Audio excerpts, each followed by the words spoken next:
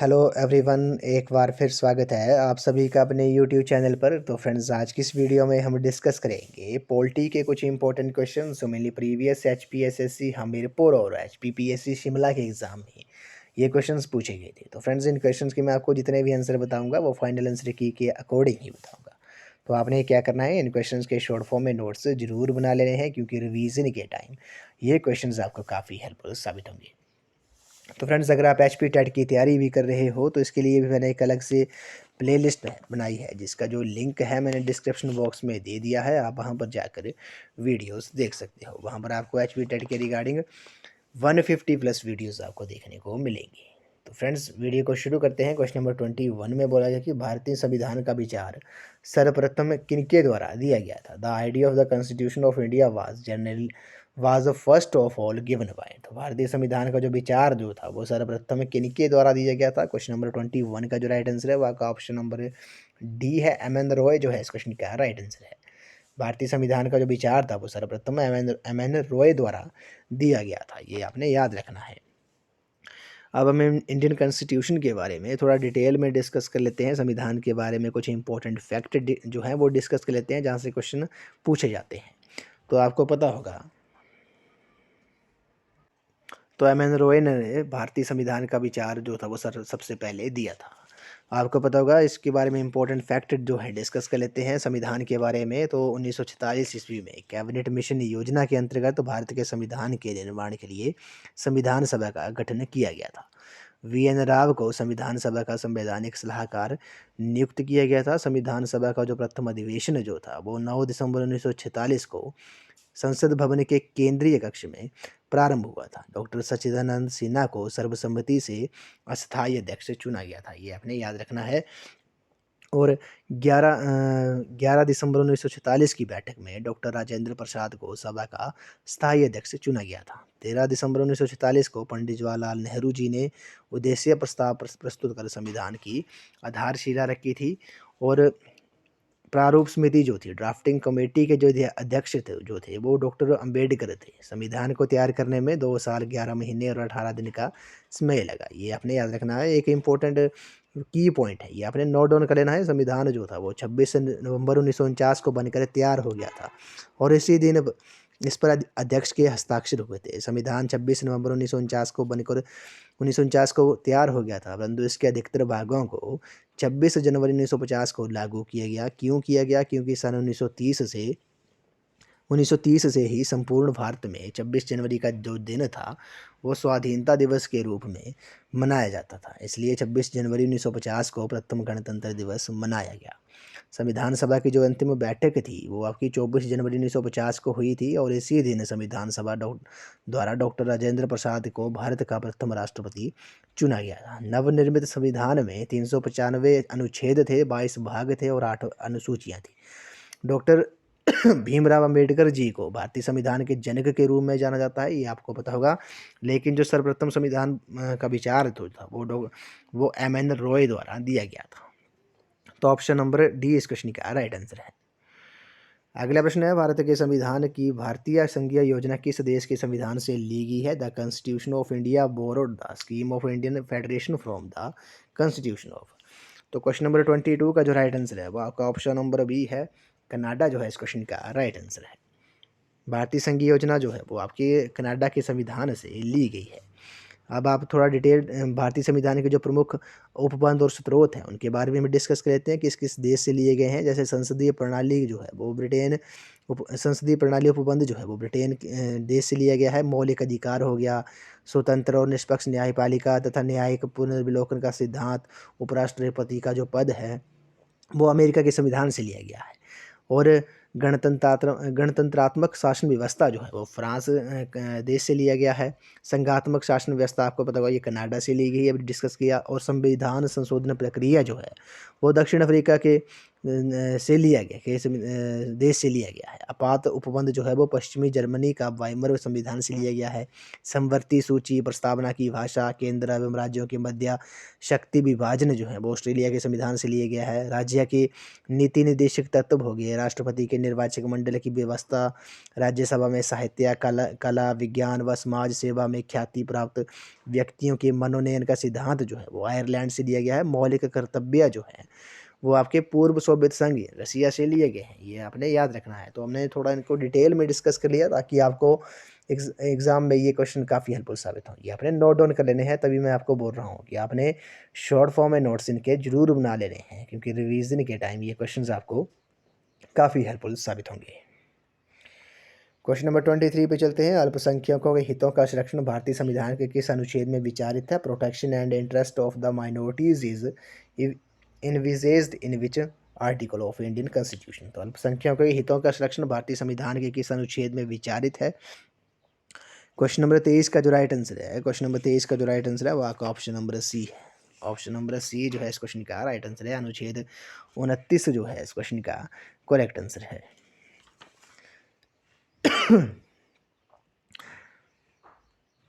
अगले प्रश्न पे चलते हैं। विधान परिषद में सदस्यों की कुल संख्या विधानसभा के डैश से अधिक नहीं होनी चाहिए। Total number of members in a legislative council should not exceed that of a legislative assembly bye. तो क्वेश्चन नंबर 24 का जो राइट आंसर होगा वो आपका ऑप्शन नंबर ए है। विधान परिषद में सदस्यों की कुल संख्या जो है वो विधानसभा के 1/3 सदस्यों से अधिक नहीं होनी चाहिए। क्वेश्चन नंबर 24 का जो राइट आंसर है वो आपका ऑप्शन नंबर ए है। ऑप्शन नंबर ए जो है इस क्वेश्चन का राइट आंसर है।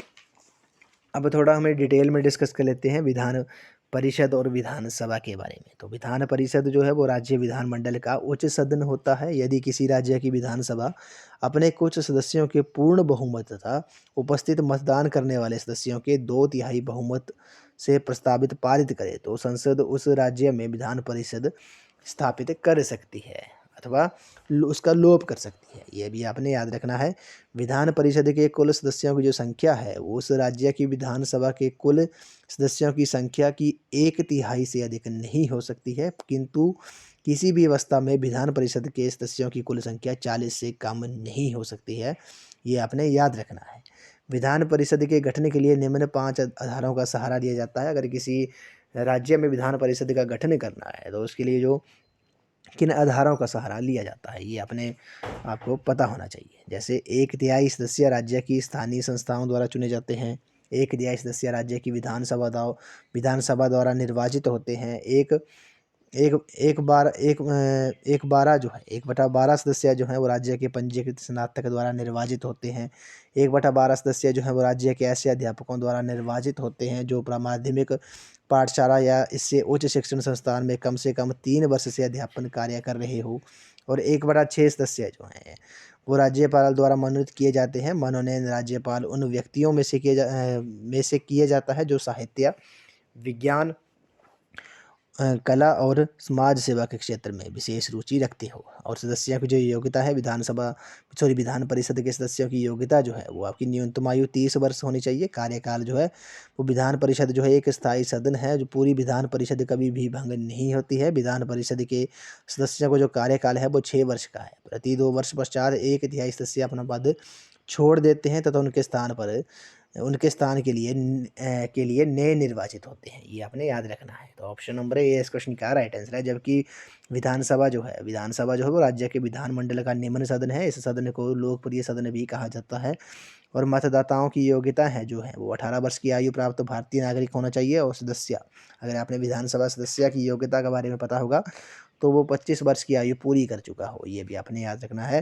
कार्यकाल जो होता है विधानसभा सदस्य का वो 5 वर्ष का होता है, किंतु राज्यपाल द्वारा इसे समय से पूर्व भी भंग किया जा सकता है। संकट काल की घोषणा होने पर 1 वर्ष के लिए संसद इस अवधि को बढ़ा सकती है, परंतु ये बढ़ी हुई अवधि अधिक से अधिक संकट काल की समाप्ति के 6 माह बाद हो सकती है।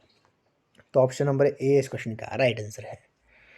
तो फ्रेंड्स हम थोड़ा इन क्वेश्चंस को डिटेल में डिस्कस कर रहे हैं कि आपको पता होगा कि HPPSC शिमला ने एग्ज़ाम कंडक्ट कराने हैं तो वो थोड़ा डेप्थ में जाते हैं, इसी कारण हम थोड़ा डिटेल में डिस्कस कर रहे हैं। क्वेश्चन नंबर 25 में बोला गया कि स्पीकर द्वारा स्वीकार करने से पूर्व सरकार में अविश्वास का प्रस्ताव लोकसभा के कितने सदस्यों द्वारा समर्थित होना चाहिए। तो फ्रेंड्स, अकॉर्डिंग टू फाइनेंस की इस क्वेश्चन की सभी को ग्रेस थी, तो इस क्वेश्चन को हमें यहाँ इस क्वेश्चन को स्किप कर देते हैं। अगर आपको इस क्वेश्चन का जो राइट आंसर है पता है तो आप कमेंट सेक्शन में जरूर बताएं। अगला प्रश्न है the term of the Lok Sabha. तो लोकसभा का जो कार्यकाल है वो इसके बारे में आपने बताना है। तो आपको पता होगा ये एक बार में 1 वर्ष तक बढ़ाया जा सकता है। ऑप्शन नंबर सी इस क्वेश्चन का राइट आंसर है, can be extended by 1 year at a time. तो क्वेश्चन नंबर 26 का जो राइट आंसर है वो आपका ऑप्शन नंबर सी है।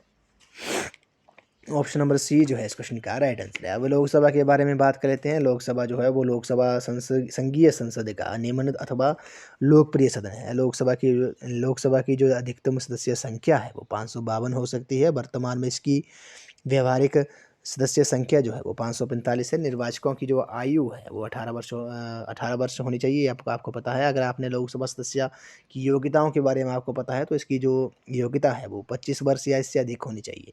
और भारत सरकार अथवा किसी राज्य सरकार के अंतर्गत वे कोई लाभ का पद धारण ना किए हुए हो।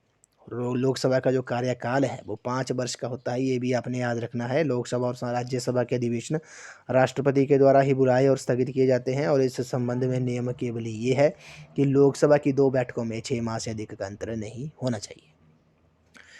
तो ऑप्शन नंबर सी इस क्वेश्चन का राइट आंसर है, the term of Lok Sabha can be extended by 1 year at a time. Question number 27 पे चलते हैं। क्वेश्चन नंबर 27 में बोला गया है कि केंद्रीय मंत्रिपरिषद में शामिल होते हैं। The union council of minister consist of. तो केंद्रीय मंत्रिपरिषद में शामिल होते हैं कौन कौन होते हैं। क्वेश्चन नंबर 27 का जो राइट आंसर है वो आपका ऑप्शन नंबर सी है, कैबिनेट मंत्री हो गए, राज्य मंत्री हो गए और उपमंत्री हो गए। ये केंद्रीय मंत्रिपरिषद में शामिल होते हैं। आपको पता होगा कि संविधान के अनुच्छेद 74 के अनुसार राष्ट्रपति को उसके कार्यों के संपादन व सलाह लेने हेतु एक मंत्रिपरिषद होती है जिसका प्रधानमंत्री होता है। संविधान के अनुच्छेद 75 के अनुसार प्रधानमंत्री की नियुक्ति राष्ट्रपति करेगा और अन्य मंत्रियों की नियुक्ति राष्ट्रपति प्रधानमंत्री की सलाह पर करेगा। मंत्रिपरिषद जो है वो सामूहिक रूप से लोकसभा के प्रति उत्तरदायी होता है, ये आपने याद रखना है। यदि लोकसभा किसी एक मंत्री के विरुद्ध अविश्वास का प्रस्ताव पारित करे अथवा उस विभाग से संबंधित विधेयक को रद्द कर दे तो समस्त मंत्रिमंडल को त्यागपत्र देना होता है। 91वें संविधान संशोधन द्वारा 91 अमेंडेड द्वारा केंद्र और राज्य मंत्रिपरिषद की कुल संख्या का 15% या 12 होगी। मंत्रिपरिषद में प्रधानमंत्री, कैबिनेट मंत्री, राज्य मंत्री और उपमंत्री होते हैं, जबकि मंत्रिमंडल में प्रधानमंत्री और कैबिनेट मंत्री ही होते हैं, ये भी आपने याद रखना है। The union council of minister consist of cabinet ministers, minister of states and deputy ministers. Option number C इस क्वेश्चन का राइट आंसर है। क्वेश्चन नंबर 28 पे चलते हैं। राष्ट्रपति के 5 वर्ष के कार्यकाल की गणना की जाती है। काफ़ी इंपॉर्टेंट क्वेश्चन है। The 5 year term of the president is calculated from the. तो राष्ट्रपति के 5 वर्ष के कार्यकाल की जो गणना है वो कब से की जाती है। क्वेश्चन नंबर 28 का जो राइट आंसर है वो आपका ऑप्शन नंबर सी है, जिस दिन वे पद ग्रहण कर लेते हैं उसी दिन से राष्ट्रपति के 5 वर्ष के कार्यकाल की गणना की जाती है। तो ऑप्शन नंबर सी जो है इस क्वेश्चन का राइट आंसर है। अब थोड़ा डिटेल में डिस्कस कर लेते हैं राष्ट्रपति के बारे में। तो राष्ट्रपति के बारे में आपको पता होगा, राष्ट्रपति बनने के लिए न्यूनतम आयु जो है वो 35 वर्ष की आयु पूरी कर चुका हो, वे लोकसभा का सदस्य निर्वाचित होने की योग्यता रखता हो, ये भी आपको पता होना चाहिए। भारत का राष्ट्रपति अप्रत्यक्ष रूप से एक निर्वाचक मंडल द्वारा चुना जाता है जिसमें संसद के दोनों सदनों के निर्वाचित सदस्य और राज्य विधानसभाओं और संघीय क्षेत्रों के निर्वाचित सदस्य जो हैं वो भाग लेते हैं। राष्ट्रपति के चुनाव के लिए अनुपातिक प्रतिनिधित्व की एकल संक्रमणीय प्रणाली को बनाया गया है। राष्ट्रपति के चुनाव से संबंधित विवादों का जो छानबीन तथा निर्णय सर्वोच्च न्यायालय द्वारा किया जाता है। शपथ जो है वो भारत के राष्ट्रपति को भारत के मुख्य न्यायाधीश तथा या उनकी अनुपस्थिति में सर्वोच्च न्यायालय के वरिष्ठतम न्यायाधीश के समक्ष पद एवं गोपनीयता की शपथ लेनी होती है। राष्ट्रपति का जो कार्यकाल होता है वो 5 वर्ष का होता है। राष्ट्रपति का जो कार्यकाल होता है वो 5 वर्ष निश्चित किया गया है। संविधान द्वारा राष्ट्रपति पर पुनर्निर्वाचन के लिए किसी भी प्रकार का प्रतिबंध नहीं लगाया गया है। भारतीय संविधान के अनुच्छेद 61 के अनुसार राष्ट्रपति के द्वारा संविधान का उल्लंघन करने पर उसके विरुद्ध महाभियोग चलाकर उसे पदच्युत किया जा सकता है। महाभियोग जो है प्रस्ताव संसद के किसी भी सदन में लाया जा सकता है। अगला प्रश्न है, शैक्षणिक योजना के लिए राज्य सरकार का उत्तरदायित्व इनके द्वारा साझा किया जाता है। The state government responsibility for educational planning is a shared by. तो इस क्वेश्चन का जो राइट आंसर है वो आपका ऑप्शन नंबर बी है, मानव संसाधन विकास मंत्रालय जो है, ministry of human resource development जो है इस क्वेश्चन का राइट आंसर है। अब आपको पता होगा ministry of human resource development को, मानव संसाधन विकास मंत्रालय को अब मिनिस्ट्री ऑफ एजुकेशन, शिक्षा मंत्रालय के नाम से जाना जाता है, ये आपको पता होगा। तो शैक्षणिक योजना के लिए राज्य सरकार का जो दायित्व जो है वो मिनिस्ट्री ऑफ एजुकेशन के द्वारा साझा किया जाता है। पहले इसे मानव संसाधन विकास मंत्रालय के नाम से जाना जाता था। क्वेश्चन नंबर 30 पे चलते हैं। राष्ट्रपति द्वारा भारत के मुख्य न्यायाधीश की नियुक्ति की जाती है। The chief justice of India is appointed by the president. तो राष्ट्रपति द्वारा भारत के मुख्य न्यायाधीश को जो नियुक्ति है वो की जाती है। क्वेश्चन नंबर 30 का जो राइट आंसर है वो आपका ऑप्शन नंबर डी है, नन ऑफ दीज जो है इस क्वेश्चन का राइट आंसर है। अगला प्रश्न है, संवैधानिक संशोधनों के लिए विधेयक प्रस्तुत करने के लिए कौन अधिकृत है? Who is entitled to initiate a bill for the constitutional amendments. तो संवैधानिक संशोधनों के लिए विधेयक प्रस्तुत करने के लिए कौन अधिकृत है? क्वेश्चन नंबर 31 का जो राइट आंसर है वो आपका ऑप्शन नंबर डी है, संसद का कोई भी सदन जो हो, आइदर हाउस ऑफ पार्लियामेंट। अगला प्रश्न है, निर्वाचन आयोग डैश के लिए चुनाव आयोजित करता है। The election commission holds election for the. तो निर्वाचन आयोग जो है वो किसके लिए चुनाव आयोजित करता है? क्वेश्चन नंबर 32 का जो राइट आंसर है वो आपका ऑप्शन नंबर सी है, संसद, राज्य विधानसभाओं और राष्ट्रपति तथा उपराष्ट्रपति के पदों के लिए निर्वाचन आयोग जो है वो आपका चुनाव आयोजित करता है। क्वेश्चन नंबर 33 पे चलते हैं, किस राज्य में कोई भी पंचायती राज संस्था नहीं है? Which state has no panchayati raj institution at all. तो क्वेश्चन नंबर 33 का जो राइट आंसर है वो आपका ऑप्शन नंबर डी है, नागालैंड जो है इस क्वेश्चन का राइट आंसर है। आपको पता होगा पंचायती राज संस्था जो सबसे पहले राजस्थान स्टेट में शुरू हुई थी। अगला प्रश्न है, कौन सा एक संविधानोत्तर एवं अवैधानिक निकाय है? Which is an extra constitutional and non statutory body. तो क्वेश्चन नंबर 34 का जो राइट आंसर है वो आपका ऑप्शन नंबर सी है, नीति आयोग जो है इस क्वेश्चन का राइट आंसर है। 1 जनवरी 2015 को इसकी स्थापना हुई थी। पहले इसे प्लानिंग कमीशन के नाम से जाना जाता था। अगले प्रश्न है, भारत में 25वां राज्य है the 25th state in India is. तो भारत का 25वां राज्य कौन बना था? क्वेश्चन नंबर 35 का जो राइट आंसर है वो आपका ऑप्शन नंबर ए है, गोवा जो है इस क्वेश्चन का राइट आंसर है। अगला प्रश्न है, संयुक्त राष्ट्र साधारण सभा के कितने सदस्य हैं? How many countries are the members of UN General Assembly. तो क्वेश्चन नंबर 36 का जो राइट आंसर होगा अब आपका ऑप्शन नंबर ए है, 193। अगले प्रश्न पे चलते हैं। क्वेश्चन नंबर 37 में बल्कि भारतीय सैन्य अकेडमी स्थित है। The Indian military academy is located at. तो ये आपको पता है देहरादून में है, उत्तराखंड स्टेट में है। ऑप्शन नंबर ए इस क्वेश्चन का राइट आंसर है। क्वेश्चन नंबर 38 पे चलते हैं। सार्वजनिक स्थानों में धूम्रपान का राष्ट्रव्यापी निषेध है। Smoking in public places bar prohibited nation wide from. तो सार्वजनिक स्थानों में धूम्रपान का जो राष्ट्रव्यापी निषेध है वो कब से है? क्वेश्चन नंबर 38 का जो राइट आंसर है वो आपका ऑप्शन नंबर ए बी है, 2 अक्टूबर 2008 से। अगला प्रश्न, निम्न में से कौन सा भारतीय संविधान का तत्व दर्शन नहीं है? Which is not the philosophy of the constitution of India. तो क्वेश्चन नंबर 39 का जो राइट आंसर है वो आपका ऑप्शन नंबर डी है, साम्यवादी राज्य जो है, कम्युनिस्ट स्टेट जो है इस क्वेश्चन का राइट आंसर है। इस वीडियो का लास्ट क्वेश्चन है, भारतीय संविधान की 8वीं अनुसूची संबंधित है। The 8th schedule of the Indian constitution deals with the. तो ये किससे संबंधित है? ये आपको पता होगा, ये क्षेत्रीय भाषाओं की सूची से संबंधित है। लिस्ट ऑफ रीजनल लैंग्वेज जो है इस क्वेश्चन का राइट आंसर है। तो फ्रेंड्स आज की इस वीडियो में बस इतना ही। आज हमने पॉलिटी के कुछ इंपॉर्टेंट क्वेश्चन डिस्कस किए जो प्रीवियस HPSSC हमीरपुर के एग्जाम में ये क्वेश्चंस पूछे गए। तो फ्रेंड्स इन क्वेश्चंस के मैंने आपको जितने भी आंसर बताए वो फाइनल आंसर के अकॉर्डिंग ही बताए हैं। तो आपने क्या करना है, इन क्वेश्चंस के शॉर्ट फॉर्म में नोट्स ज़रूर बना लेने हैं, क्योंककि रिवीजन के टाइम ये क्वेश्चन आपको काफ़ी हेल्पफुल साबित होंगे। तो ये क्वेश्चन आपको आगामी HPSSC, JVT commission, SI conductor, JOIT post code 965 और वेरियस एग्जाम जो हमीरपुर बोर्ड और HPPSC शिमला द्वारा कंडक्ट किए जाने हैं, उन सभी एग्ज़ाम में ये क्वेश्चंस आपको काफ़ी हेल्पफुल साबित होंगे। तो फ्रेंड्स आज की इस वीडियो में बस इतना ही। आई होप आपको वीडियो पसंद आई होगी। तो वीडियो को लाइक शेयर एंड सब्सक्राइब जरूर कर दें। अगर आप HP टेट की तैयारी भी कर रहे हो तो इसके लिए भी मैंने एक अलग से प्ले लिस्ट बनाई है, जिसका जो लिंक है मैंने डिस्क्रिप्शन बॉक्स में दे दिया है। आप वहाँ पर जाकर वीडियोस देख सकते हो। वहाँ पर आपको HP टेट के रिगार्डिंग 150+ वीडियोज़ आपको देखने को मिलेंगी। तो फ्रेंड्स आज की इस वीडियो में बस इतना ही। आई होप आपको वीडियो पसंद आई होगी। तो वीडियो को लाइक शेयर एंड सब्सक्राइब जरूर कर दें। तो थैंक यू फ्रेंड्स।